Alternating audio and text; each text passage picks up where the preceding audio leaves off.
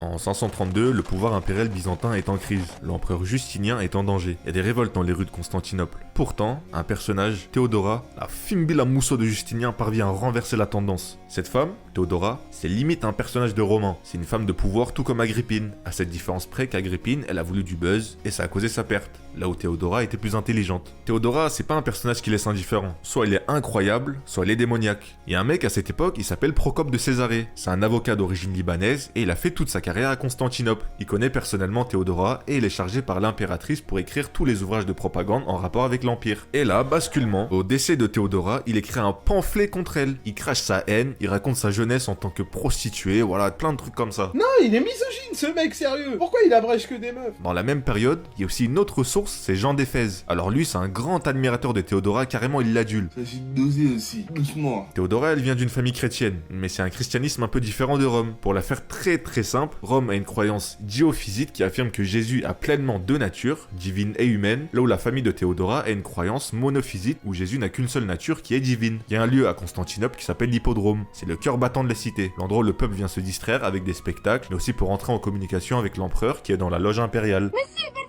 Il y a des spectacles et autres divertissements, mais c'est aussi un lieu où le peuple peut exprimer son mécontentement. Le père de Théodora, lui, il est dresseur d'ours dans l'hippodrome, dans un endroit qui s'appelle la Spina, c'est au milieu. Théodora, elle vient d'un milieu du spectacle. À cette époque, c'est un lieu marginalisé. Théodora elle-même est stigmatisée, de par sa couleur de peau, c'est le mec qui mélange tout. Son devenir, c'était actrice, comme sa mère. Du coup, elle apprend à jouer la comédie et l'improvisation. Elle commence sa carrière comme mime au service de sa sœur aînée. C'est à 12 ans qu'elle entre dans la profession d'actrice, qui est jumelée à la profession de prostituée. On montre son corps et on le vend. Procope de Césarée, ce gros rageux là. Il dit que Théodora était mime, mais qu'elle puait sa mère, elle était pas douée. Par contre, il se rattrape en disant qu'elle était douée dans le fait de jouer des spectacles érotiques, car elle sait bien utiliser son corps. En tout cas, ce qui est sûr, c'est qu'elle était belle. Même ce gros haineux de Procope, il le dit. Regarde bien, je vais l'énerver si on va te goumer, tu vas voir. D'après les descriptions, elle avait une petite bouche, elle avait un petit nez.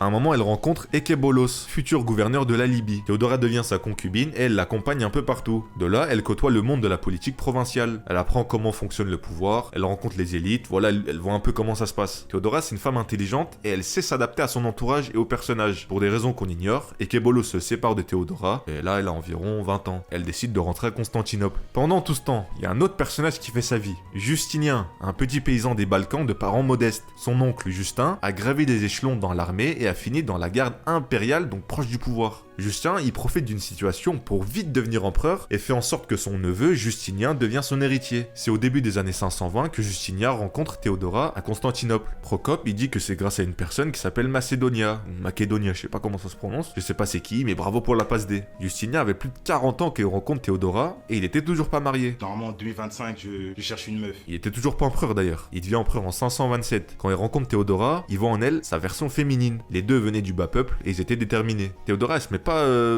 dans le devant de la scène. Elle gère en douce, dans l'ombre. Elle s'entoure de personnes proches d'elle, des amis, de la famille. Elle se crée un réseau. Quelques années après l'arrivée au pouvoir de Justinien, il y a une grande révolte à Constantinople. Justinien, il augmente les impôts parce qu'il a des projets en tête. Il veut restaurer l'empire, avoir une belle ville et pour ça, il recrute des hauts fonctionnaires qui appliquent bien la loi. Mais vraiment bien, t'as capté. Mais c'est fonctionnaire alors ta gueule! À un moment à l'hippodrome, entre chaque spectacle, le peuple demande le retrait des hauts fonctionnaires. Macron, démission. Ça déborde dans les rues de la ville, il y a la police qui intervient et tout. Vous avez pas trop aimé le projet, je crois. Justinien et Théodora, ils sont assiégés et prêts à fuir. Cavale, Kenny, cavale. Sauf que, Boss Lady, on a dit. Théodora prend la parole, c'est elle la chef. Elle gronde tout le monde, les soldats, tout le monde y passe. Moi, excuse-toi, ma gueule! Excuse-moi. La révolte passe, et Justinien et Théodora, ils s'associent partout. Et je m'en arrête plus! Ils font des œuvres de mécénat, ils font des constructions d'églises, ils ont juste une foi différente. Justinien était chalcédonien, donc tourné vers Rome, en gros diophysite, et Théodora anti-chalcédonienne, donc tournée vers l'Orient, monophysite. Théodora, elle allait même jusqu'à risquer l'excommunication en sauvant des moines diophysites en leur trouvant refuge, parce qu'ils étaient chassés par des radicaux. Elle envoie une expédition en Nubie, dans le Soudan actuel, pour évangéliser le peuple. Justinien, il apprend ça, mais ça y est frère, trop tard. On dirait presque qu'entre eux, il y a des petits jeux pour savoir qui est le plus puissant. Justinien, c'est un grand légiste, il kiffe la loi. Par rapport aux prostituées, il y a des lois qui s'attaquent au proxénétisme et des réformes qui cherchent à sortir les prostituées de la rue. Est-ce que c'est Théodora qui a fait tout ça par féminisme ou militantisme, étant elle-même une ancienne prostituée? On sait pas, mais en tout cas, faut se rappeler que c'est un empire chrétien et on tolère pas des pratiques comme ça.